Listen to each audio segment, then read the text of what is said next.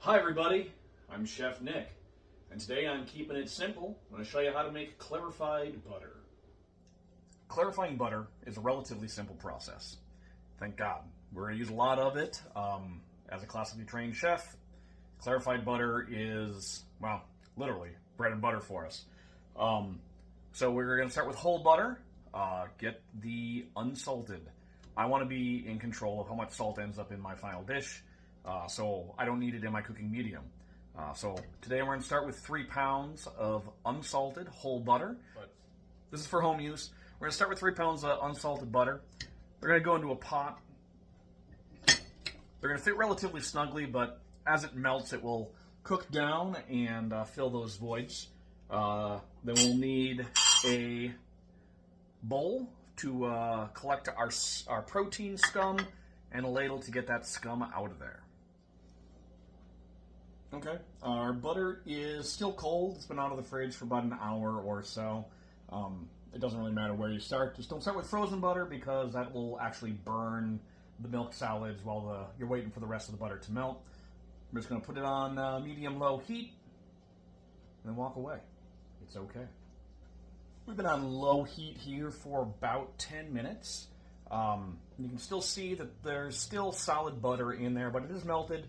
It is, dropping down and starting to fill the pan more appropriately, not all the way up to the top. You'll see this white scum starting to form on top. I'm not going to start poking at that yet. I'm going to wait until the butter is all fully melted. But that scum on top is actually protein breakout from the milk solids that are separating from the butter. And as the water heats, the protein coagulates. That's all going to rise to the top, which is great. It's going to make it easy for us to get it out of there. We'll check back in a few minutes, see if the butter is fully melted yet. We've been going for about another 5 minutes now. I'm fairly certain our butter is fully melted.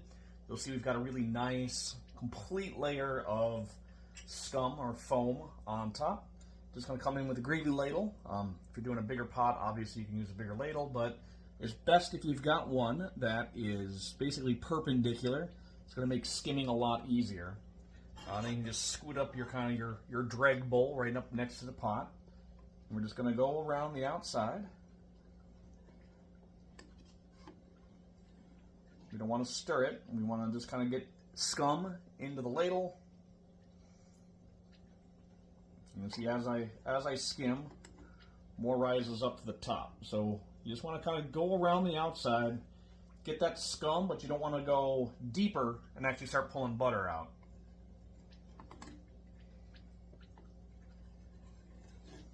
All right, and then we're going to keep doing this, and this process is going to take about 20 minutes until most of that scum has floated out, and then we'll show you we'll check back in, and then we'll show you the next step.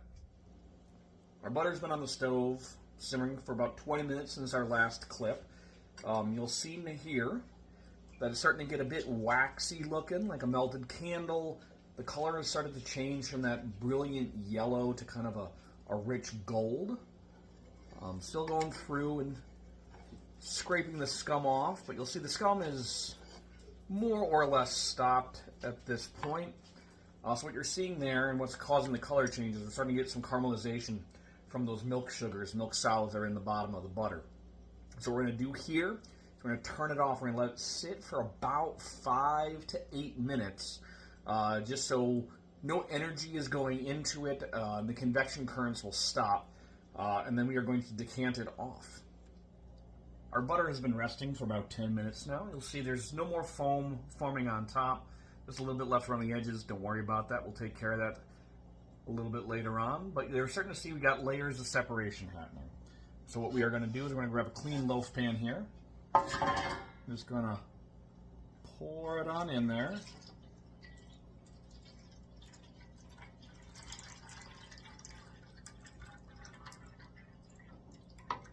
It's going to get mixed up. That's fine.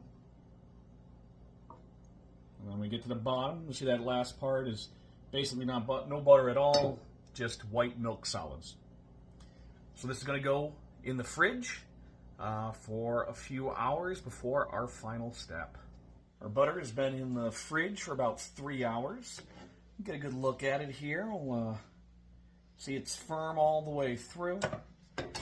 You'll see a little bit of crystallization on the top. Just going to come in with a spoon.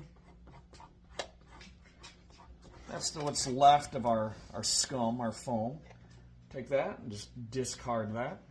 Then what we're going to do next is just going to cut a square or a little corner out.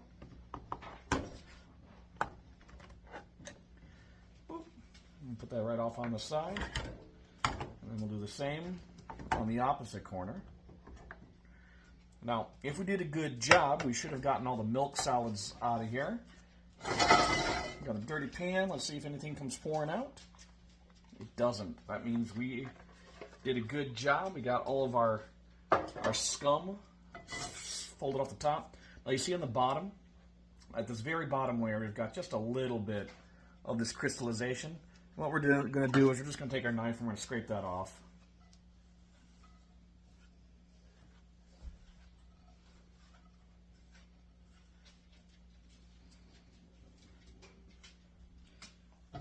Then once you stop getting this crystallized, foamy type thing, that's all gone. And now, what we got here is a block of clarified butter. We're going to wrap this up. We can cut off a chunk whenever we need to do some sauteing or we need to do some cooking with it. This will be good in your fridge for weeks or in your freezer for months. Okay, we are all done making our clarified butter. Obviously, butter is only about 75 to 80% fat. That other 20 to 25% is milk solids, well, salts. This is unsalted butter, but it's the other stuff. So what we've got here is pure buttery fat, a little bit of toastedness from the heating process. I just weighed this. We started with 3 pounds of butter, so what is that, 48 ounces? And I got 30 ounces of butter here, so pretty darn good. This is going to go live in my fridge so I can cook. Thanks for watching. You know how to make clarified butter, and we'll see you on the next one. Butter.